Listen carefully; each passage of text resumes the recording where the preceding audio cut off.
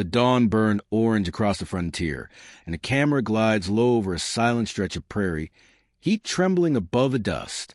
A lone rider moves across the horizon. Marshal Rowanhale, a man shaped by drought loss and too many empty miles.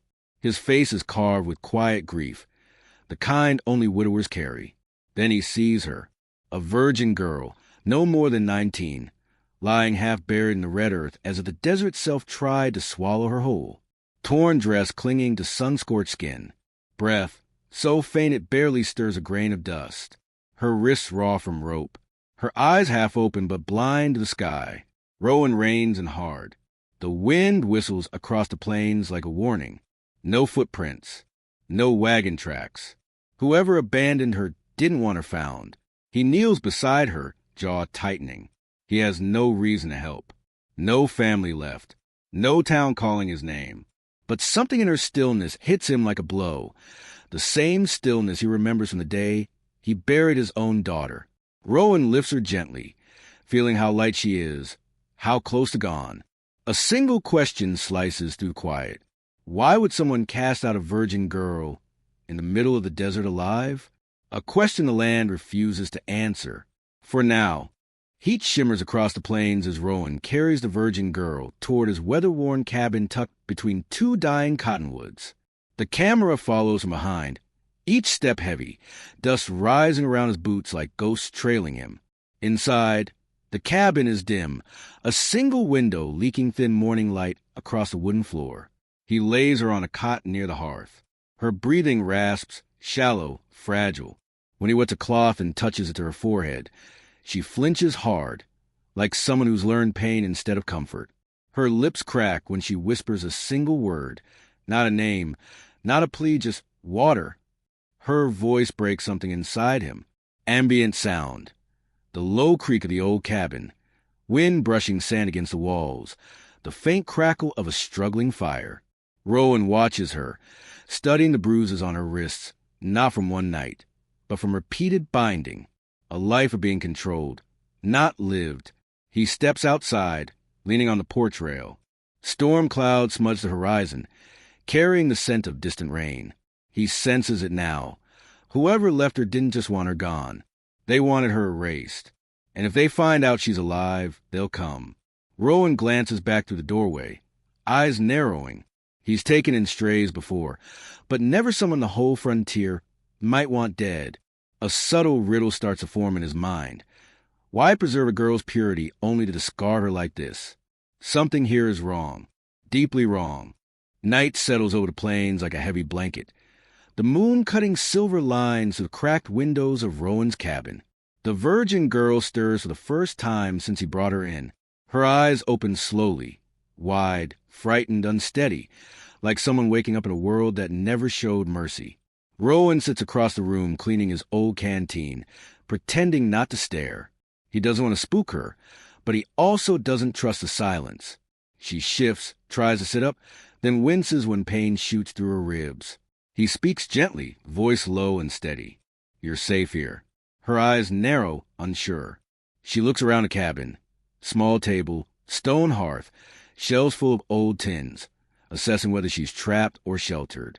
Her breathing quickens, panic simmering beneath the surface. He sets the canteen near her. Drink. Slowly. She does, trembling hands giving her away. The fire cracks softly, painting warm light across her bruised face. When she finally finds her voice, it's barely above a whisper. They said the land would finish me. Rowan doesn't push. He lets the words settle. The way she says they tells him enough. She came from people who should have protected her, not left her to die. Lightning flickers on the far horizon, silent but bright. A storm is building, and so is the truth she's not ready to share. For the first time, Rowan realizes he might not have rescued a victim. He might have rescued a secret. The storm arrives without warning. Wind slams against the cabin walls, rattling old nails and sending dust spiraling across the floor. Rowan steps outside to secure the shutters, rain stinging his face like thrown gravel. When he returns inside, he finds a virgin girl sitting upright, eyes fierce despite her trembling. Thunder rolls. Firelight flickers across her features, revealing a truth she can no longer hide. They wanted me gone because I refused, she says, voice shaking but steady. Rowan pauses mid-step, sensing the weight in her words. He crouches beside the hearth. Refuse what? Her gaze drops to her hands, fingers twisting the frayed edge of the blanket. To be given away, to men twice my age, to be used because I am untouched. The word tastes bitter in her mouth. A sharp, cold anger forms behind Rowan's ribs, the kind that isn't loud but burns deep. He's seen cruelty in the West, but this is rot disguised as tradition. Lightning flashes, illuminating her face, young, scared, but unbroken. What they wanted, she continues, was obedience. What they demanded was silence. And when I said no, they dragged me into the desert and left me for the sun. Rowan's jaw tightens. This isn't a lost traveler or a stolen captive. This is a girl punished for choosing her own life. And the ones who cast her out won't let a refusal stand. A thought cuts through the crackling fire. If they buried her once, they might try again. The storm drifts east by morning, leaving the land washed raw and quiet. Rowan steps outside, boots sinking into fresh mud, breathing in the scent of wet earth, a rare blessing in the frontier. But his peace lasts only seconds. The girl stands in the doorway behind him, wrapped in his old coat, her expression sharper than before. Fear hasn't vanished, but something steadier has taken its place. She studies the horizon like she expects it to spit out the past at any moment. Rowan motions her inside. You're still healing. I can stand, she replies. And she can, wobbly but determined. That kind of will doesn't come from nowhere. It comes from surviving people who try to break you. Inside, she examines the shelves, the tools, the dried herbs. Everything is new to her, yet she touches nothing. She moves like someone who's been punished for taking up space. He sets a tin plate of biscuits on the table. Eat. No one's claiming you here. For a moment, she doesn't move. Then her shoulders loosen. Barely. My name is Marlowe, she whispers, like speaking it makes her real again. As she eats, Rowan notices faint markings on her arm. Symbols burned into the skin. Not decorative. Not tribal. Branding. The kind used to mark possession. He doesn't ask about them. Not yet. But he knows one thing instantly. Someone didn't intend to lose Marlowe. Someone will come looking. And whoever they are, they won't tolerate her being free. A distant rumble of hooves reaches the cabin. Too many for chance. Too early for travelers. They found her trail. The rumble grows, not thunder, not wagons. Hooves. Many. Riding hard. Rowan's posture changes instantly. He doesn't panic. He calculates. Years of keeping order in dying frontier towns train him to read danger before it steps through a door. Marlowe freezes by the table, her hand gripping the edge so tightly her knuckles pale. She doesn't ask who it is. She already knows. Rowan moves to the window, lifting the corner of the curtain just enough to see the dust cloud rolling toward the cabin. 5 riders. No markings. No banners. Men who don't want to be recognized. That's worse than an army. He turns to her. Tell me one thing. Are these men here to retrieve you or to erase what they left unfinished? Her silence is the answer. Outside, the hoof beats slow. Men dismount. Boots hit wet dirt. Rowan hears them fan out. 2 toward the barn. 3 toward the porch. Professional. Not panicked. Not angry. Methodical. Marlowe's breath quickens, eyes darting to the door like a trapped animal. Rowan steps beside her, voice low, steady. No one owns you here. No one decides for you here. For the first time, she meets his eyes fully. Behind the terror, something sparks, defiance. Faint but real, she nods once. Footsteps hit the porch boards. A fist bangs hard. A voice calls out, smooth and cold. We're looking for a girl. A virgin girl. She doesn't belong with you. Rowan doesn't answer. He reaches for the rifle leaning against the wall, but keeps the barrel lowered. He won't start a fight, but he won't surrender her either. The knock comes again, sharper this time. Marlowe flinches, but Rowan doesn't. He steps toward the door with the calm of a man who's outlived fear. The cabin is silent, except for the soft hiss of the dying fire and Marlowe's uneven breath behind him. "Open up," the voice demands. She was promised. She's owed. Rowan's jaw flexes. Nobody's owed a human being. A long pause follows. Then a slow, ugly laugh leaks through the wood. "You think you're her savior, Marshall Hale? You don't even know what she is." Rowan's eyes narrow. The fact they know his name tells him everything. This wasn't a coincidence. They've been tracking him since he took her in. He cracks the door open just enough to see the man on the porch. Slick hair, clean boots, eyes like polished stone. Behind him, for riders wait with smug patience that makes Rowan's skin crawl. "We're taking her," the leader says. You step aside, and this stays simple. Rowan steps fully into the doorway, blocking their view of Marlowe. She's not property. The leader's smile widens. But she was raised to be. Marlowe hears it. The words hit her harder than any whip ever did. Her breathing becomes shallow, but her spine straightens. She steps into the room's faint light where Rowan can see her, trembling but trying to stand tall. Rowan sees the fight she's barely holding together. He turns back to the men. She stays. "Leave." Silence spreads. Dust drifts. The leader tilts his head, studying Rowan like a puzzle he intends to break apart. This isn't over. Boots shift. Saddles creak. Then, slowly, the riders pull away, circling, watching, measuring. They're planning their next move. And Rowan knows men like this never leave empty-handed. The riders disappear into the distance. But Rowan doesn't relax. Men like that don't retreat, they reposition. He watches the horizon long after they vanish, hand resting on the doorframe, listening to the shifting wind. Inside, Marlowe stands frozen, as if moving might break whatever safety she has left. He turns to her. "You did good, standing your ground." She shakes her head. "I didn't feel strong." "You don't have to feel it," he says. "You just have to choose it." For a moment, something softens in her expression. Gratitude mixed with disbelief.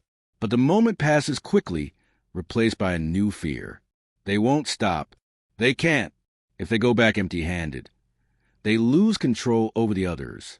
"The girl's younger than me. They'll pay the price." Her meaning hits him like a hammer. This isn't just about her. It's about everyone she left behind. Rowan steps deeper into the cabin, pacing slowly, thinking. He's seen this pattern across frontier settlements. Men building power by controlling the weakest. But this group feels different. Organized. Entitled. Certain the law won't touch them. Marlowe studies him, voice trembling.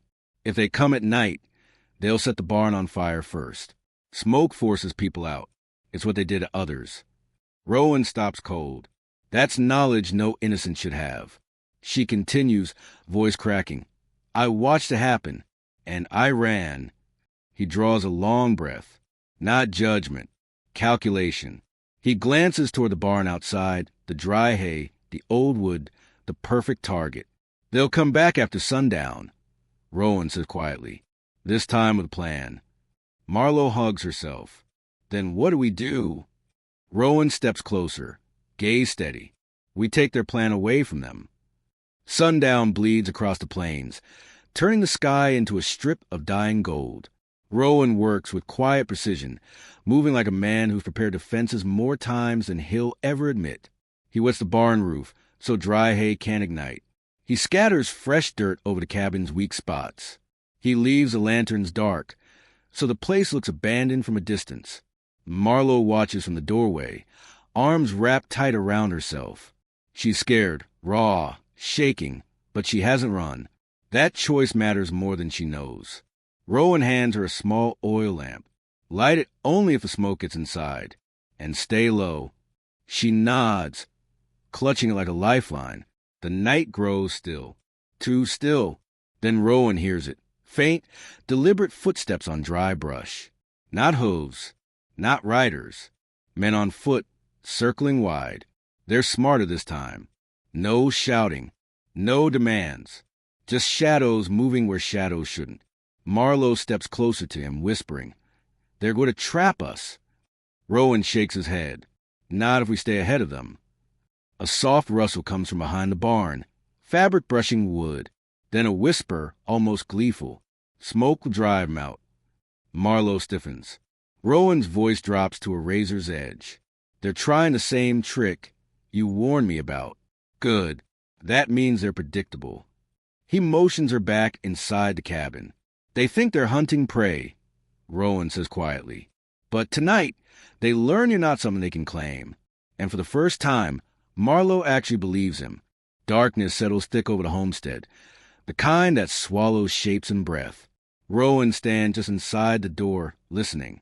Every sound matters now. The scrape of boots behind the barn, the faint crackle of someone striking flint, the whisper of men who think the night belongs to them. Marlowe kneels near the hearth, steadying her breath the way he taught her. Fear hasn't vanished, but it no longer rules her. She's crossed a line tonight, and there's no going back. A spark flares outside. Then another, but instead of lighting, the soaked barn roof hisses back defiance. The men mutter angrily, confused. They try again. Nothing. Rowan almost smiles. Quiet, grim satisfaction. Predictable men are beatable men. One of them finally curses. Forget the barn. Force him out. Their boots approach the cabin. Rowan steps in front of Marlowe. Back straight, eyes flint hard. He doesn't raise his rifle. He doesn't need to.